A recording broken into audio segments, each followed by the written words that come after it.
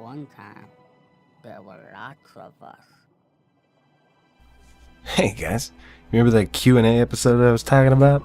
Yeah, I think it's about time for that. I'm actually bending over here to turn things down. But yeah, last time I asked you guys to give me some questions, something to answer, so that we can get to know each other just a little more intimately. You know what I mean? In the background, we've got Munch's Oddysee, a absolutely amazing game. I loved this series when I was younger. It was just beautiful. I'd seen it over at a friend's house, and I was like, dude, what the hell is that? What are you playing? Why does that guy look so cool? And, I would go over to his house every day and play a little bit of it until I finally got my own game console. I think it was on the PlayStation? Maybe? Pretty sure it was on the PlayStation. But, anyway, I got some questions from you guys. I was actually surprised at how many questions I got. I didn't expect that. But the first one comes from the Pixel Posse team. If you had to choose between the two, which would you want? A game with excellent graphics and an average music or soundtrack? Or average graphics and an amazing music and soundtrack? It's kind of a loaded question for me because graphics definitely do matter to me. Like, it's really hard for me to go back and play really, really old games just because I don't wear my glasses like I should. And they kind of hurt my head a little bit. But I would say that a good soundtrack and music, or even sound effects and music, matter a lot to me. It's not really going to make or break a game, but it can definitely help. You guys know that things like story, atmosphere, and just audio in general matter a lot to me. I spent way too much time messing with my own audio from my microphone. But definitely I would choose the latter. I would take an epic soundtrack over good graphics. The next question is also from the Pixel Posse team. What are two simple, overlooked things that you couldn't live without? I don't know if it's simple, but music. I could not live without music. I have about 8,000 songs on my iPod. I don't know, comparatively, I don't know how if that's a lot. I work with a lot of old guys, so they're like, how many songs you got on your iPod? And I'm like, 8,000. And they're like, damn, dude. So they're, comparatively, the guys I work with think it's a lot, but I'm not entirely sure. But I have a lot of music on my iPod. Music I cannot live without, in any form. My tastes range from Frank Sinatra to Mac Dre, or it's very wide. Like if I hit random on my iPod, it will play some lounge music, then it'll play some dubstep, then it'll play some East Indian music, Japanese music, there's a lot of it. And I don't think I can think of anything else that I couldn't live without. Food? That's not really overlooked. I don't know. Music. That is my answer. You asked for two things, I gave you one. There you go. Cat comments a lot. Asks, what is your job? I think I've said it in another video before, but I am a bucha. I work in the meat department of a grocery store in my town. I live in a relatively small town, so I see a lot of the same people over and over and over. But it's a rather large grocery store, and for being a small town, we have a lot of people. And my town is filled with thieves and drunkards and degenerates and criminals, so I got to deal with people a lot as well, because half of the job is customer service. Keeping the meat stocked up and everything nice and pretty, and then the people come in and they destroy it, and then you got to go out and do it again. It's a good job. The place, we get free benefits. For the most part, it's a complicated situation, but we get medical, dental, and vision benefits, which is very nice. Something incredibly useful to have in this day and age. But yeah, it's just a job like any other. I work way too much, and I'm way too tired for it, and then I come home and I do YouTube. So that's awesome. Next question. Also from Kat. Do random people you meet say that you have a nice voice? To be completely honest, not so much. Mostly because I think generally when I'm here on my microphone, I don't have to speak up. I can just, chill and talk and just be fine. But the places that I frequent are often really loud, and you kind of have to talk over the white noise from everything. I've gotten compliments on my singing voice. I was in choir and this and that, and singing is at least not so much anymore, as my interest has switched to YouTube. But my passion was singing for a little while. But I mean, as far as daily life goes, nobody really says too much about it, except for when I do Christopher Walken impressions, or I do this for no reason, and just do things like that. Everybody's like, damn, that's pretty damn cool, man.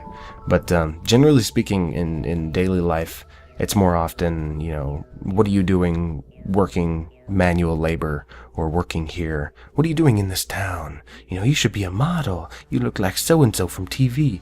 I've gotten everything from friggin' Edward Cullen to Sylvester Stallone. So, I guess I just got one of those faces, but I've relied on my rugged good looks, not my voice. Anyway, but yeah, that's that. No, people don't really comment on the voice too much, except for the accents. People fucking love the accents. Maven Toast asks, when did you realize that Cry stole some of your voice? When people started telling me to watch his stuff. When I started up my YouTube channel, I didn't know who Cry was. I'd watched some, which will be touched on in a later question, actually. I'd watched some Toby Turner, the Toby Games, and PewDiePie, the Rad Brad, but nothing really frequently. I didn't really frequent Let's Plays too much. Until like just before I started my YouTube channel. And then when I really got into it, when I really kind of found my thing after people started commenting on my voice. And I wanted to bring the game more than myself. I didn't want to talk over cutscenes. I didn't want to, do that. And I really like voice acting. It's something that I've always been interested in.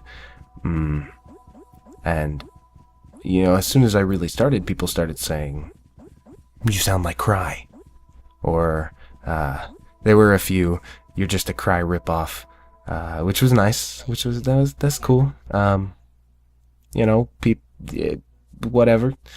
But I didn't know who Cry was, so I searched him on YouTube, and I found a co-op between he and PewDiePie, which was alright, because I'd been watching PewDiePie at the time, but I'd started to get kind of tired of it. And I was like, wow, this guy, it is very similar. He does the same thing I'm doing. And I watched quite a bit of his stuff, but then a lot of things started to rub off on me. And I started to pick up some things. So I quickly stopped, and, every once in a while I watch his live streams, but I try to stay away from the videos now just so that nothing rubs off. I don't want to be a copy. I don't even want to be accused of being a copy. I mean, it's gonna happen. There are some things that are naturally similar, I guess. But yeah, it was pretty apparent from the beginning that we had similar styles and voices. But, you know, I'm a little bit older than him as far as I know, so I'll just say that I had it first. What's up, though?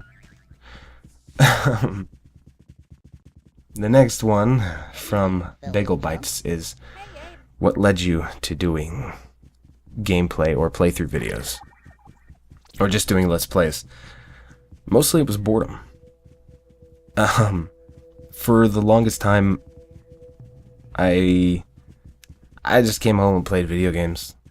That's all. Just came home and played video games. And then I bought a new phone and, you know, apps and all that stuff.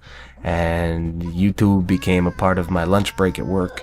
And I started sinking a lot of time into people's vlogs. For no other reason that, you know, my mundane, boring life is not as interesting as this person, so I will watch their stuff and live vicariously through them. But it led to Toby Turner, which, you know, the guy's a friggin' actor and he's fucking crazy life, so, you know, you kind of live vicariously through another person. Which eventually led to his gaming channel, which was Minecraft and things like that, things of that nature. So I watched a little bit of that for a while, and then eventually found PewDiePie, as I was looking for a new horror game to play. I wanted a new horror game that wasn't a first-person shooter and like action-based, you know, with monsters and crap. Which, you know, I had heard of Amnesia a little bit, so I was kind of prepared for what I was going to find.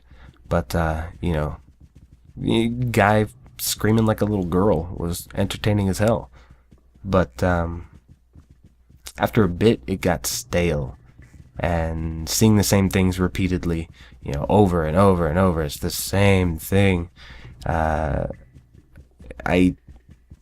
I kind of got out of that, and I was like, really? That's all it takes to make a YouTube channel? Shit. I might as well do it. I had, just a few months prior to this realization, upgraded my computer just a bit, and I was like, I could do that. You know, I could play these games, I can record them at the same time. Why don't I do it and scream like a little girl?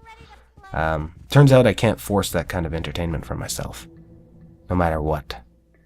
I mean, I probably could, but it would come off as, you know, put on and fake, but... excuse me. You know, the videos, they weren't about the game, they were about the star. So I kind of grew out of watching, you know, Toby Turner and PewDiePie and moved on to people like the Rad Brad, and but still not as frequently as I would have liked. Or that I probably should have, because when I started doing Let's Plays, I didn't know what the fuck I was doing. I still really don't, but I really didn't. I mean, it's fine to have your videos be about you, whatever, but in my opinion, you can't have the game take a back seat. You know? Which leads me to my next question. What types of games do you like to play the best? Or what types of games do you like the best? One with a good story. That's for damn sure. Which is really hard to gauge for my channel. Because I like to go at things blind because of a nasty ADD. I lose interest in things incredibly quickly. And if it's not new, if I've done it before, I'm probably not going to do it again. I like new things, but definitely one with a good story. I'd much prefer a game, this is, you know, also from an earlier question, is I'd much prefer a game with tight controls, a great soundtrack, an excellent story, and fun gameplay over anything else. Those are the most important things for me. So like BioShock, The Last Remnant was a really good one. I mean, it had a decent story. I'm kind of partial to it because I sank like 300 hours into it. Any of the Final Fantasies, just something with a good story. I dig me a good story. Mad Father was really good, one of the most recent ones. Stuff with a good story. It doesn't really matter the genre. It could be a first-person shooter, and I'd probably, get down on it and dig in, but it's got to have a good story. That's it.